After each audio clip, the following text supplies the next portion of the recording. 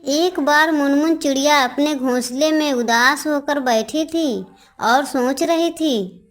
हमारे आसपास के सभी पक्षी कुछ न कुछ काम करके अपना गुजारा करते हैं।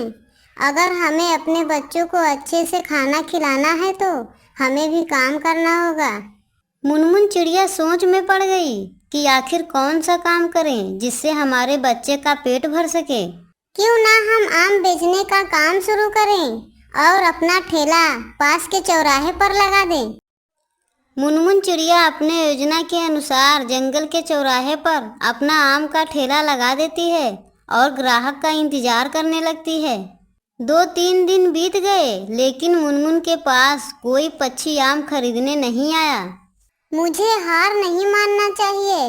आज कोई ग्राहक नहीं आया तो कल आएगा। मुनमुन चिड़िया शाम होने तक ग्राहक के इंतजार में बैठी रही। तभी मंगू कौवा उसके सामने आकर खड़ा हो गया। ये क्या मुनमुन, तुम भी काम करना शुरू कर दी?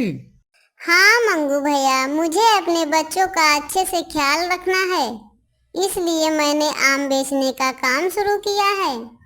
मगर मुनमुन, हमें तुम्हारे आम के बदले क्या देना होगा? मंगू भैया, जितना आप आम लेंगे बदले में आपको उतना अनाज देना होगा। ये तो बहुत अच्छी बात है। अनाज के बदले फल। कल मैं सभी पक्षियों को ये बात बता दूंगा। तभी मुनमुन के दोनों बच्चे वहां आ जाते हैं। मम्मा, हमें बहुत तेज भूख लगी है मम्मा। हाँ मेरे प्यारे बच्चों, आज कोई काम नहीं हुआ पर कल जरूर होगा और हमें ढेर सारा अनाज मिलेगा। चलो, मैंने कुछ दाने घर में रखे हुए हैं, चलो खा लो। ऐसा कहकर मुनमुन अपने घर में रखे हुए दाने दोनों बच्चों को दे देती है और मुनमुन सोचने लगी, मेरे पास तो बच्चे के खाने भर का ही अनाज है। अगर मैं खाऊंगी तो बच्चों का पेट नहीं भरेगा। बच्चों, तुम दोनों खाना खा लो, मैंने थोड़ी देर पहले खाना खा ली थी। सब लोग खाना खाकर सो गए पर मुनमुन को नींद नहीं आ रही थी। वह सोच रही थी, अगर मेरा कल भी एक आम नहीं बिका तो मुझे कोई दूसरा व्यापार करना होगा।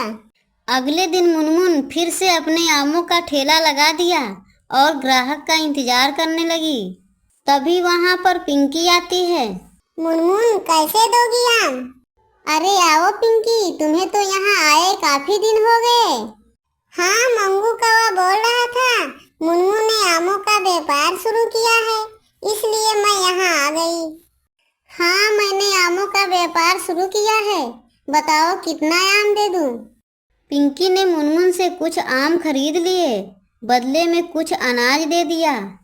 मुनमुन का अब आमों का व्यापार शुरू हो चुका था, इसलिए मुनमुन बहुत खुश हो चुकी थी। धीरे धीरे करके मुनमुन के पास बहुत सारे ग्राहक आम खरीदने आने लगे। थोड़ी देर में ही मुनमुन के सारे आम बिक गए और बदले में बहुत सारे अनाज मिल गया। अरे वाह, मुझे नहीं पता था कि मंगू कौवे के कहने पर इतने सारे ग्राहक आकर आम खरीदेंगे। तभी मंगू कौवा वहां आता है। देखो मुनमुन, चल गया ना तुम्हारा आम का व्यापार। हाँ मंगू भैया, तुम्हारा बहुत बहुत धन्यवाद। ऊपर बैठे राणा चील को यह सब देखकर जलन होने लगा। मुनमुन तो अपना व्यापार शुरू कर दिया, लेकिन उसे नहीं पता कि इसमें मेरा कितना फायदा होने वाला है। अब देखो आगे आगे होता है क्या। ऐसे ही 3-4 दिन बीत गए और मुनमुन का व्यापार बहुत अच्छा चल रहा था। जब एक दिन मुनमुन ने अपना आमों का ठेला लगाया हुआ था, तभी उसने देखा कि राणा चील ने भी आमों का व्यापार शुरू कर दिया है और वह जोर जोर से आवाज लगा रहा था। आओ आओ जल्दी आओ और फ्री में आम ले जाओ, आओ आओ जल्दी आओ। मुनमुन यह बात सुनकर एकदम हक्का बक्का हो गई। मुनमुन को समझ नहीं आ रहा था कि राणा चील ऐसा क्यों कर रहा है। अरे चलो चलो जल्दी चलो, राणा चील तो हमें एकदम मुफ्त में आम दे रहा है। हाँ हाँ चलो कबूतर भैया, चील हमें मुफ्त में आम दे रहा है, इसके बदले में हमें कुछ भी नहीं देना होगा। आओ आओ बिल्कुल मुफ्त में आम लेकर जाओ, इसके बदले हमें कुछ नहीं चाहिए। आओ आओ, जल्दी भाग आओ, ऐसा मौका दोबारा नहीं मिलेगा। मुनमुन चिड़िया बहुत चिंतित हो गई। उसे समझ नहीं आ रहा था कि वह क्या करे। अरे मुनमुन, हमें तो इस राणा चील के मन में कुछ खोट लग रहा है। जरूर कुछ बुरा करने वाला है। हाँ मंगू भैया, मुझे भी कुछ ऐसा लगता है। चील के दिमाग में कुछ न कुछ खिचड़ी पक रही है और कुछ न कुछ गड़बड़ जरूर करेगा। ठीक है मुनमुन, तुम चिंता मत करो, इसका पता जरूर लगाऊंगा। जब चील के सारे आम खत्म हो गए तो वह अपने घर जाने लगा।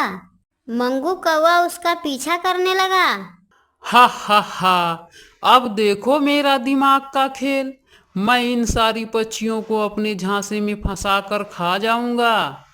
अब मैं अपने परिवार को सूचित कर देता हूँ कि कल दावत खाने आ जाना। मंगू कौवा पीछे से चील की सारी बातें सुन लेता है और जल्दी से मुनमुन के पास जाता है। मुनमुन बहन, राणा चील सभी पक्षियों को अपने झांसे में फंसाकर मारना चाहता है। कल वह अपने पूरे परिवार को लेकर आएगा और सभी पक्षियों पर हमला बोल देगा। किसी को कुछ नहीं समझ आएगा कि वह क्या करे। अरे बाप रे, हमें सभी पक्षियों को यह बात जल्दी बताना होगा, नहीं तो अनर्थ हो जाएगा। मुनमुन और मंगू कौवा हर सड़क के पास जाकर आने वाले संकट के बारे में बता रहे थे, पर कोई भी पक्षी उनके बातों पर विश्वास नहीं कर रहे थे। मंगू भैया, अब हम दोनों क्या करें? हम पर कोई विश्वास नहीं कर रहा है। अब तो कल ही पता चलेगा कि क्या होने वाला है। देखो देखो, ये मुनमुन कितनी बुरी है। ये आम के बदले हमसे अनाज ले रही है, मगर ये चील हमें मुफ्त में आम दे रहा है। और ये मुनमुन है कि हमें चील के खिलाफ भड़का रही है। अरे बहन, ये इसलिए हमें भड़का रही है कि इसका व्यापार बंद हो गया है ना। अरे मेरी बहनों, ऐसी बात नहीं है।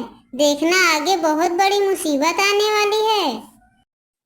तभी मंगू कौवा तेजी से आया और राणा चील के ऊपर जाल फेंक दिया। चील एकदम से डर गया। अरे काले कौवे, ये सब क्या कर रहा है? अरे चील के बच्चे, सच सच बता, तू क्या करना चाहता है? नहीं तो तू हमेशा के लिए इस जाल में फंसा रहेगा। हाँ हाँ, सब बताऊंगा, पहले हमें छोड़ दो। मैं तुम्हें छोड़ दूंगा, पहले तुम्हें सब सच सच बताना होगा।